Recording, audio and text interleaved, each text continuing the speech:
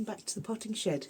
Today we're going to be looking at a couple of little things, but first, seeing as we're in the potting shed, let's pull one of our potting shed cards. These cards are the plant parent, and they just give you a little nice saying, and they also give you some advice on your plants. So let's see what we've got here. It's not your crest to bear. We've got some crest there. It's not your crest to bear. And the plant tip is, if it's not too cold out, open the doors and windows to give your house plants a change of air. Well, that's very good, because we all need that, even as human beings. So this one, because that's today's card, it's going to go in the little stand here, and that will stand here on my worktop in the potting shed for the day. Now, today I want to talk to you about our tarot and how things change for us as tarot readers. A number of years ago, I'm talking about 9 years ago, I purchased for myself a tarot deck that I have, up until very recently, I had never looked at. And it was the Thoth Tarot by Aleister Crowley. I had wanted to get into the Thoth Tarot, however, and this just goes to show how we can be affected by media, by other people's opinions, and by any religious background that we might come from, that can give us a form of indoctrination. Yeah, I think that's the right word. Where we're led to believe down a certain path and how it can affect us. Right, here goes. Now, I bought this Aleister Crowley. It was the golden edition of the Thoth Tarot, and it's been on my shelf, like I say, for 9 years.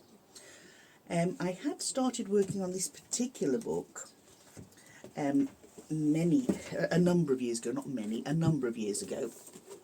This one here, and it's not one that I work from front cover to back cover religiously. It's a dip in, dip out, but I have actually worked through the whole thing, but it's still lovely to have there to hand to dip in and dip out if ever I've got any questions. And this the author of this, Angelis Arian, she actually used the Thoth deck, and when you read up on the Thoth deck and you read up how she sort of interpreted it, it's not necessarily how Crowley would have done himself. It's in fact, she's put her own touch to it and made it a very, very approachable deck. However, not long after I had purchased the Thoth Tarot, I had gone to a show in a local hotel here, and it's one of these nights of magic and mind reading and hypnosis, and one of those where you like to be in the audience and not a participant, because you just hope, please don't let anybody make a fool of me like that. Yet we're all happy enough to sit there and watch other people being made a fool of. However, they've got up of their own accord, or they want to take part. It's just not my cup of tea. Anyway, this particular show, he had pictures of people in the world that he deemed to be negative. And the sixth picture that he turned over, because they had their backs to us, the back of the picture, was Aleister Crowley, and said, finally, the most evil man on earth, Aleister Crowley. Well, I thought, Aleister Crowley? Aleister Crowley, the Aleister Crowley that created the deck that I recently purchased? And immediately it put a wall up between me and this deck. And, you know, I was silly enough not to go and do some research, some background work, to say, well, why is he considered the most evil man on earth? What happened? Where did it all go wrong? Did I? Nope. Anyway, last year, the end of last year, it was either December last year or January this year, my husband and I went to Waterford, and we went into this beautiful bookshop. We've been there a number of times now, and we end up spending hours in there, because there's lots of little nooks and crannies that you can sit in and read your books and go upstairs and have a coffee, etc., etc. But this was on the shelf. Okay, now I have shown this. I don't think I've done a full walkthrough or anything, but this is the Aleister Crowley Tarot. Okay, and it includes a book with the 78 cards, and I thought to myself, all of a sudden, I just felt really drawn to bringing this home with me. It's priced at £19.99 sterling. It cost me about €25. So I thought, okay, that's not going to break the banks. I'm going to take this home with me. And again, I opened it. I thought, oh yeah, okay, I'll get round to doing this. And life gets in the way and you don't. It's full of good intentions, isn't it? So I decided about, I would say a couple of months ago, to take these books and take this deck and its book off my shelf and start giving it a go. I'm using this deck as opposed to the golden edition because I believe, I'm not 100% sure that that's a collector's item. I am a collector, I do like collecting, but I will be using it as well. It's not going to sit in its box never to be used. I'd like to be au fait with reading this deck first. Now, what is it about this deck? I've been, like I say, it's how we allow the perceptions of other people, the indoctrination of ourselves growing up through particular religious beliefs, etc., that can have a long-lasting effect on how we view things. Because I actually became to feel guilty about owning an Aleister Crowley deck, about even having it on my shelf. Why? Because other people say so. I've always thought I'm level-headed, but this proved to me I'm not as level-headed as I actually believed I am. So I thought, no, I'm going to give this a bash. So I've used this little book. I've read it from cover to cover. I have read with the Thoth Tarot for myself. I haven't used it for querence. I won't use it for querence probably for another couple of years until I am 100% au fait with it. But what has been a great help, I decided to purchase the Book of Thoth, the Egyptian Tarot, which is written by Aleister Crowley, okay? But this was very deep and very, it's like, put it this way, it's not like you're trying to take a bite of the apple, it's like you're trying to stuff the entire apple tree down your throat, and that's not good. You choke, you suffocate, and that's what was happening. I was getting a little bit sort of, like sort of wading through treacle. So I had to look out for something else, and I came across Understanding Aleister Crowley's Thoth Tarot by Lon Milo Duquette, the new edition. Okay, so I purchased this for myself, and I have started reading it. And do you know something? I've gone through the preface. Now the preface is very long. It is a sorry about that. Sam's just jumped off the chair and knocked the camera. It is quite a long preface on this in this book. And it gives you an awful lot just in the preface. But then you get to the first chapter, which is chapter 0, the Book of Thoth, a magic book, ? Now, I'm coming to the end of that chapter now, and then I'm starting on chapter 1, which is little bits of things you should know. And the way he does it, he gives it to you in bite-sized chunks. He gives you a little bit of everything that's involved in the creating of the Thoth Tarot. And it's, you know, with this one, as somebody once said to me, how do you eat an elephant? One bite at a time.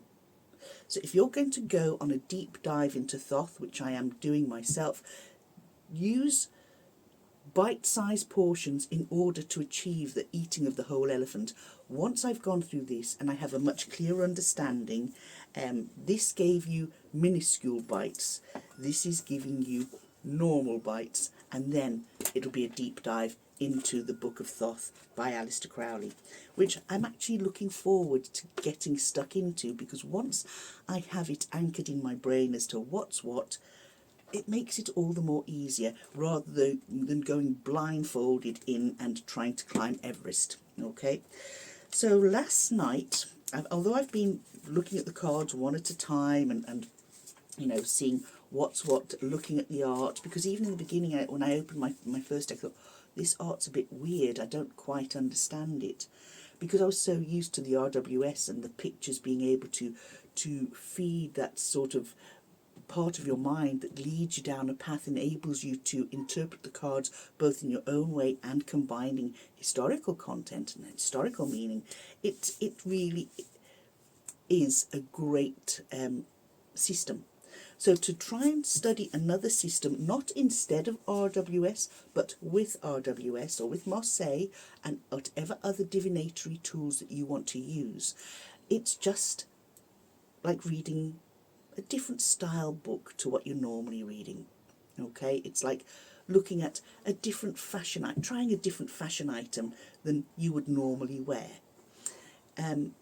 So this is something now that I am getting my teeth into. So although I've been doing 1 and 2 card readings for myself with it, last night I decided to do the whole hog, and I did the Celtic Cross. And do you know something? I was so impressed at the way these cards read. They were just, it's almost like a new path had opened up. So what I did the Celtic Cross, and then I pulled 1 card out of my RWS 2.0 and to give me an overall mood of the reading, and they blended in so well. So you don't need to use this as a divinatory tool on its own. You can combine it with whatever you want to. Remember, your tarot practice is your tarot practice, and I think what has also opened me up more to the Thoth is visiting other channels and seeing how other people are tackling this deck, and actually seeing that, well, it's not hard and fast. You have to go the Crowley way. You have to read it as he said.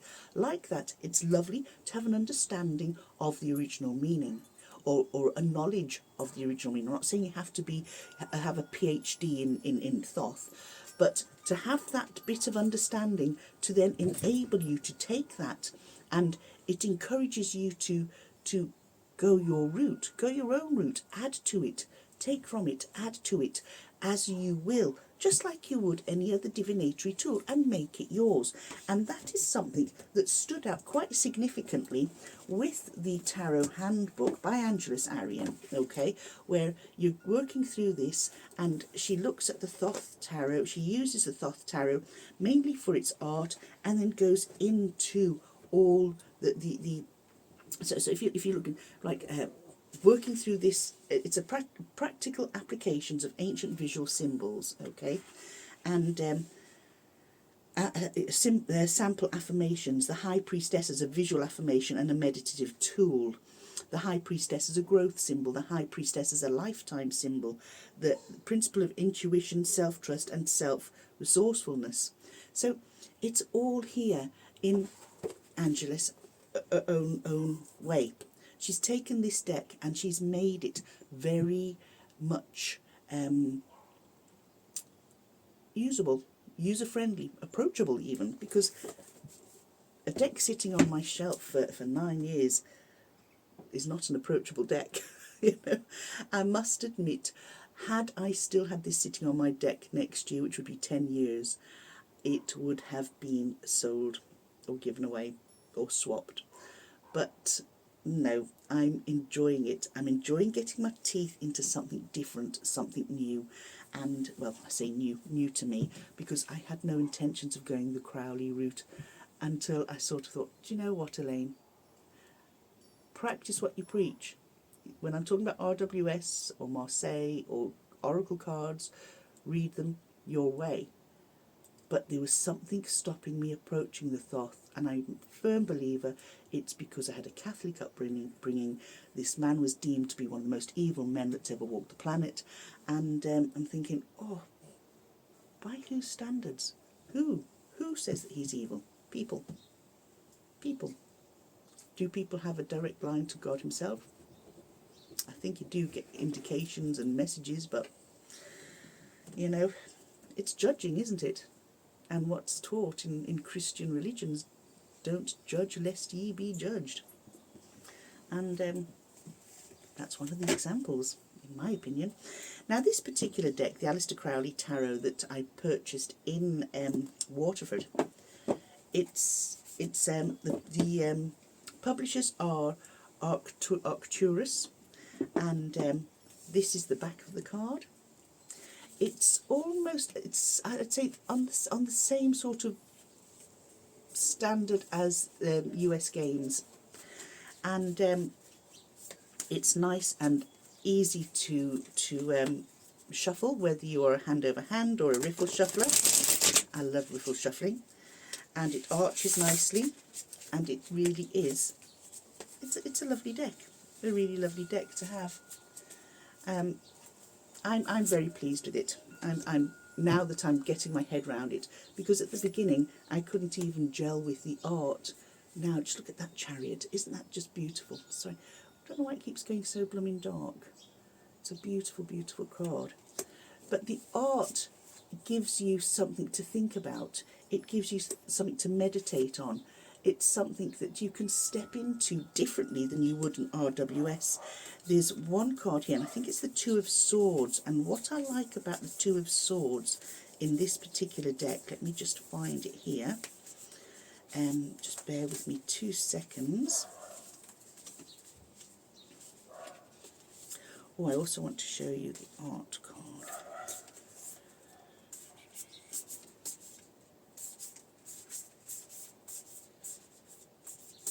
Come on, where are you, Two of Swords? You can guarantee it'll probably be... Oh, there it is. Now, art, I think is equivalent to our Temperance card in RWS. And what I like about this one, this is where it's giving you an indication you've just got enough of everything. You've got enough of what you need to continue down your path, okay? So how does that tell us that? We've got the 4 elements of earth, air, fire and water in this. We've got the duality of this person, their light side, bloody camera, their light side and their dark side. You can see it's sort of split in two, blonde and dark head. It's linked with Sagittarius, and you've got the arrow of Sagittarius flying through the sky here. And you've also got a rainbow above her here, and that rainbow's like a cloak going over her, almost as one of the descriptions that I've read in one of the books is it's like Joseph's made Technicolor Dreamcoat, that albeit this is saying that you have everything that you need to be able to continue on, not too much, not too little, everything is just right, it's just how it should be for you to continue on. That this coat will indicate that there are going to be people who will be jealous of your success, will be jealous of your journey, will be jealous of what you do in general, because that's what they want to do and they can't. They don't see them, either they haven't got the time, either they haven't got the skills, either they envy what your skill is bringing you, and whether you are able to make an income. It's all wrapped up in jealousy, okay? And that's indicated by the rainbow here that's covering and protecting this individual, okay? So for a card like this, for me, it would say, you know, you've got everything you need to continue on. You don't need any more. It's down to me to not procrastinate. It's down to me, because I've got everything here. Now's the time to do any plan that you had in the making, whether it's here or something you started and put on the back burner a while ago. Now's the time to pick it up again and continue on and finish that project.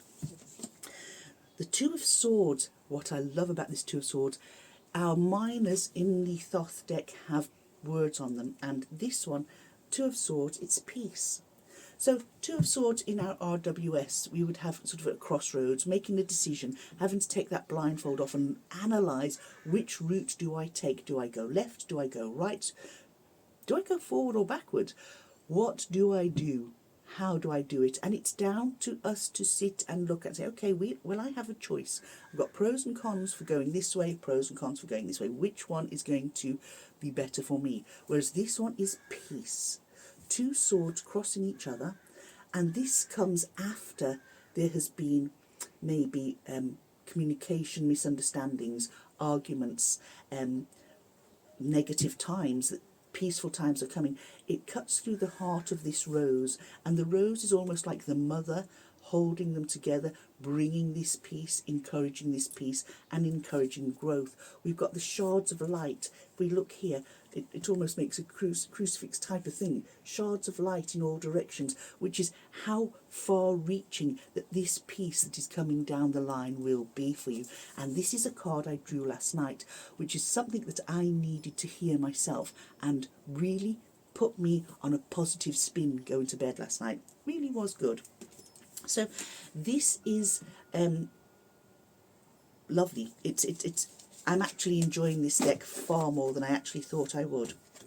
So that's what I'm going to be getting up to, doing my deep dive into Aleister Crowley's Thoth Tarot.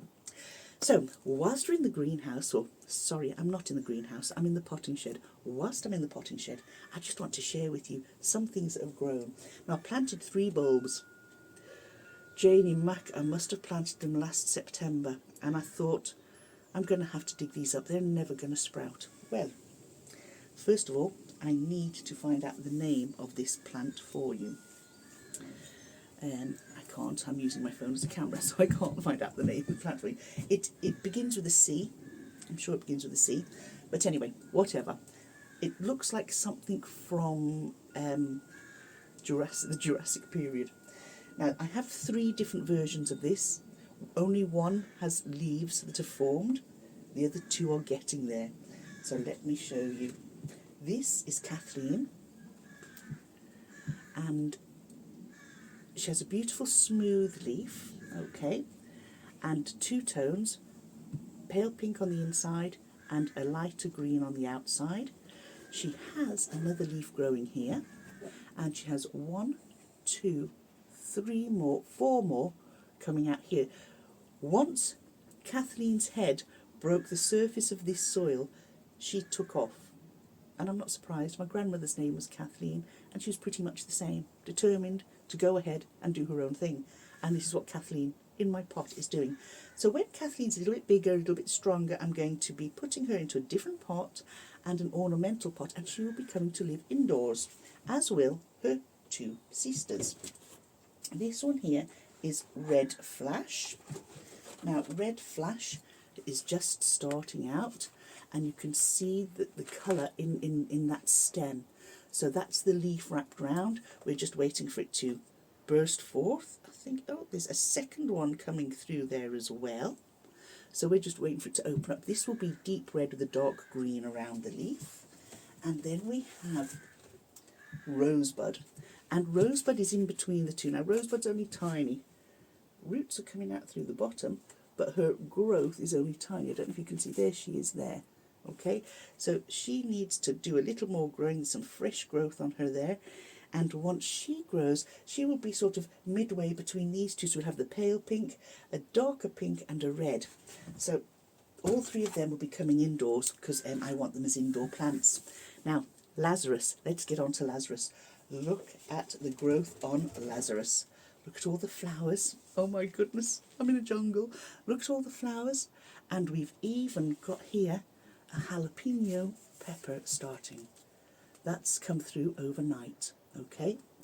Is there more one? Oh, there's another one coming. Look, underneath the old petals here, you can see another jalapeno coming through there.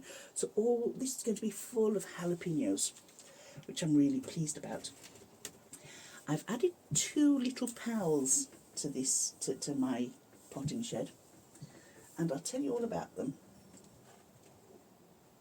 I, for some reason, have quite a lot of flies in here. Summertime in Ireland, we have a lot of flies anyway, but these have been quite a nuisance in here, and I don't want to spray anything. So I've been using the likes of neem oil and vinegar with water and just spraying down the leaves of my plants. And the scent of that has sort of reduced it, but not a lot. So I've hung loads of lavender up here, as you can see. This lavender is all drying out, and I will be making use of it. But the scent of the lavender is getting rid of the flies. But there are still very determined flies who come and even land on the lavender, and it doesn't take them away.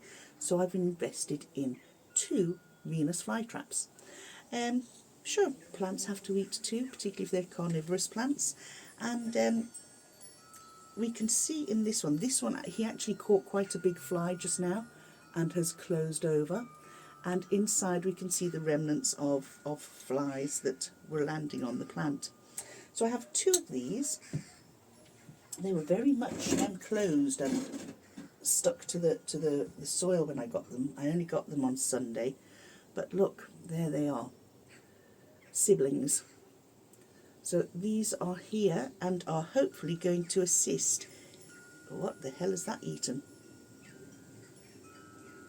Dear God, it's got a leg on it, that. Is it a leg or a hair? Both dogs here. Oh. Don't know what that was. We'll have to watch ourselves. Be like the little, what's it, the little shop of horrors? Be coming out. You won't be able to get into the potting shed. So this is what we have here. My snack chilli is coming on really nicely. I harvested all the chilies off it, and we've got new flowers and new growth, so we're going to get more chilies there, and more tomatoes that I need to get bigger pots for now. And my friend Michelle bought me this the other week. Isn't that beautiful? So this is going to be repotted and put into an ornamental pot as well. A lupin down here that's doing very well, and we've got some plants here. These plants are ones I am babysitting. I'm babysitting them for Michelle, who's recently had a house move, and once she's settled, her plants will be going back home to her. So that's me. Tea, tarot, tats on show. I'm thinking of getting another one, not on my chest, but here. Something to do with the elements, I think. Something tarot based. I don't have any tarot based tattoos. I think it's about time I did have one. So folks, I hope you've enjoyed this. I've enjoyed sharing this time with you, and I look forward to next time. Take care, enjoy whatever you're doing today, and remember, be kind. Bye now.